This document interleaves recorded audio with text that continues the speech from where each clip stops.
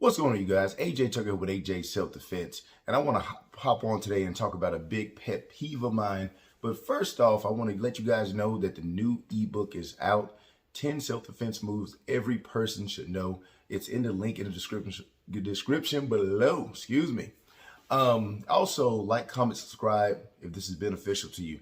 Now, I want to talk about a big pet peeve of mine, and I've been seeing this a lot, especially over the last 2 years. But obviously, it happened in 2017 as well, when there's someone who was a criminal and for whatever reason, they let him out too early, or they do not put him behind bars when it should be obvious.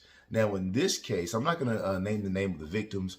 You can check the articles and it's out there. But in this case, we have Reginald Kimbrell. And I'm going to read this article out here, man. So the man accused of sexually assaulting and murdering 2 North Texas women and raping a third has been indicted on the second capital murder charge. Kimbrell, 24, is accused of killing a 36-year-old woman and a 22-year-old woman and former college girlfriend who lived in Fort Worth. So one went down in Fort Worth near TCU and the other went down in Plano. So I was reading an article earlier today, and it was just kind of, giving the timeline. This guy, actually, I don't have to read no more of this, man. I'm just going to talk. I'm just going to talk to you guys. So this guy, man, he's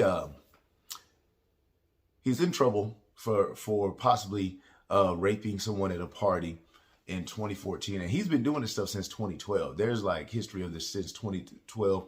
Women have come out against him. They had the DNA, and the DNA actually matched.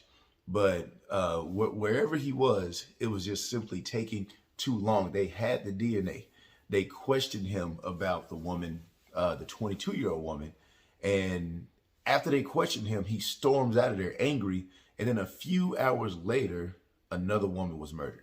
And so the DNA, it was like, hold on, let me get this. I lied, man. I told you I was not gonna read this, but I'm gonna read it all the way out. In an interview, detectives, 4 days after the 22-year-old's death, Kimbrell told police he and the woman were no longer dating, but he had kept in touch. He admitted to being at her apartment the night she died, but said he left a few hours and had nothing to do with her death. The same day was the last time anyone saw the 36-year-old who was murdered. She is believed to have disappeared from the Arbor Hills Nature Preserve in Plano, not far from where she lived. Her body was found in Lake Ray Hubbard, April 15th, but not identified until days later after her family reported her missing. Authorities said an autopsy report revealed her death was a result of a blunt injury to the back of her neck. So to the back of her neck. So his MO is he's a serial rapist and murderer. So he rapes women and then he strangles them. One woman survived where he left her where like a blood vessel actually busted in her eye, and he left her there at a party, and they found her and he thought he had left her for dead. They found her, they got the DNA, and he came up in a database. Let me keep reading here. Given that the 2 deaths occurred in 2 different counties, they are being prosecuted separately by 2 different district attorneys. How about some networking or something, man? Let's see here. They're seeking the death penalty in a Matheson capital murder case, while Dallas County is seeking either the death penalty or a life sentence. They should, if they know this guy did it, they should simply be seeking the death penalty. And let's hurry this up. Now, here's the thing. When it comes to things like the death penalty, I'm very conservative on that because sometimes, man, you don't know who did it. You're not 100% sure that the person did it. But in this case, it's very much pointing towards that the guy for sure did it. They have DNA evidence. They have all that stuff. What's the argument? Why are you taking so long to choose the jury? Why are we taking so long in all this stuff? Who's defending this guy? Like, what is going on in your head? And I know when it comes to defense lawyers, they have an oath to defend people that nobody else would defend. But after a while, it's like, come on, man. Like, are you defending this guy? And I'm not a big enough channel, but even if I was a big channel, I would say, please don't go at the lawyer or anybody that's trying to defend this guy or whatever. But still, man, like, what are you doing? Let's see here. So he was twice before accused of sexual assault, though no charges were filed in either case. The first assault allegedly took place September, in 2012, where a woman reported he sexually assaulted her in Plano. He was never arrested in this case, and the arrest warrant affidavit does not say why prosecutors declined to pursue the case. So a lot of people, they automatically believe that the woman is lying. Actually, one detective actually told the woman that 30% of women lie on this stuff. That's absolutely insane. The second assault allegedly took place in March 14th at a resort on South Padre Island. In that incident, Kimbrough claimed the sex was consensual and the charges were dismissed. However, in June 2017, the Cameron County District Attorney indicted Kimbrough on an aggravated sexual assault charge from the 2014 incident. Officials did not say why. Now they're pursuing the case. Oh, they're pursuing the case because they realize this fool actually be doing this stuff. That's why. Kimbrough is currently being held at Tarrant County Lon Evans Correction Center on a $2.1 million bond. Why even have a bond? So if he's able to raise $200,000, then he can get out and he's a flight risk. Why even give a bond? Why even online jail records do not indicate an attorney for him. Yeah, like if I was his attorney, don't indicate me as well. You know, he's probably not going to have an attorney.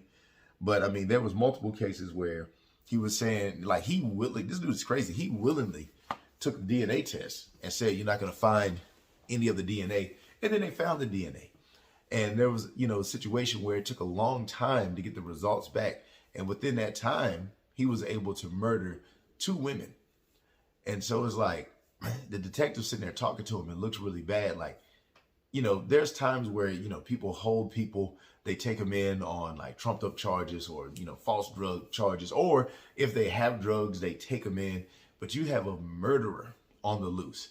And they were questioned, why did it take so long to process these DNA tests? And they were saying that, at the time we were changing the processes, the way we do this, that's why it took a little longer. It's like, can't you, I don't know, but if it comes to murder, can't you have part of your system where you change and you're trying to upgrade it and then the other part's still functioning instead of getting this crazy backlog because you got murderers on the loose? These things are a little time sensitive, I believe. And so these are one of my pet peeves, man. Letting people out. There's been so many people just on the loose and you let them out when you shouldn't. You shouldn't. All the numbers and the indicators point that you shouldn't. And then they do something else. But it's not just something else. It's not just robbing a store. They are murdering people. They are sending people to the shadow realm. They are taking them out. And so the thing is, one thing to look at everything he's doing is strangulation.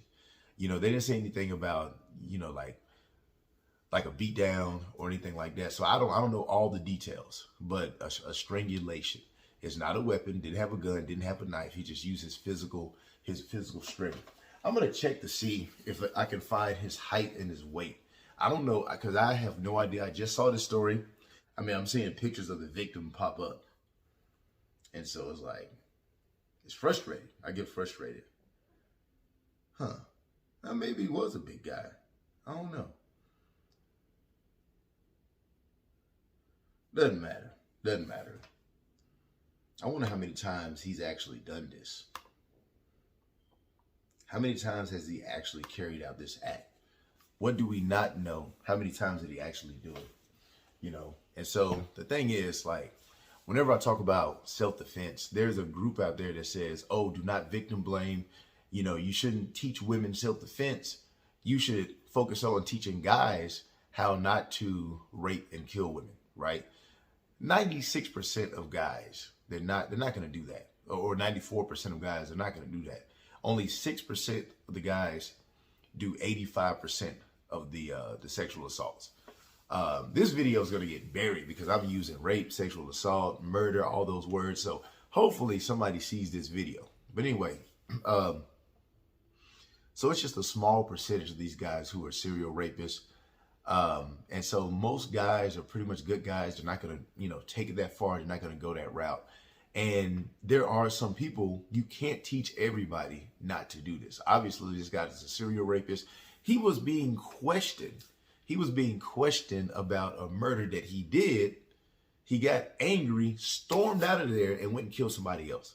So, I mean, when it comes to victim blaming, I can't reach out to every guy and tell him not to do that. but I can reach out to people to tell you to keep your head on the swivel and tell you, hey, fight with everything you have. Fight with everything you have. If somebody says, hey, I'm not going to hurt you, and you just try to go along with it, not saying that these women did, all right? But I do want to point out that it is a possibility that if somebody were to attack you, man or a woman, that you may freeze, especially a woman. You may freeze and you may say, okay, you know what? I'm going to go along with this so he doesn't hurt me worse. But that is the opposite of what you should do. You should fight with everything you have, especially when you're in public, especially when you're in point A. When you're in a public situation, scream, make noise, yell, do whatever you can. There are self-defense tactics that you can use, but even if you don't even know any self-defense, make a scene, especially if you're in public. Now, in the first case, a 22-year-old woman, they said they found her in the shower. So this is probably something that went down inside the home. I'm not really sure, but the other situation was at the park, all right, or was at a nature park where she was going on a run or a walk. So fight with everything you have, man, especially if you're in a public place, and try to maim or injure the attacker. That's all I got for today, man. Like, comment, subscribe. Tell me what you think about this.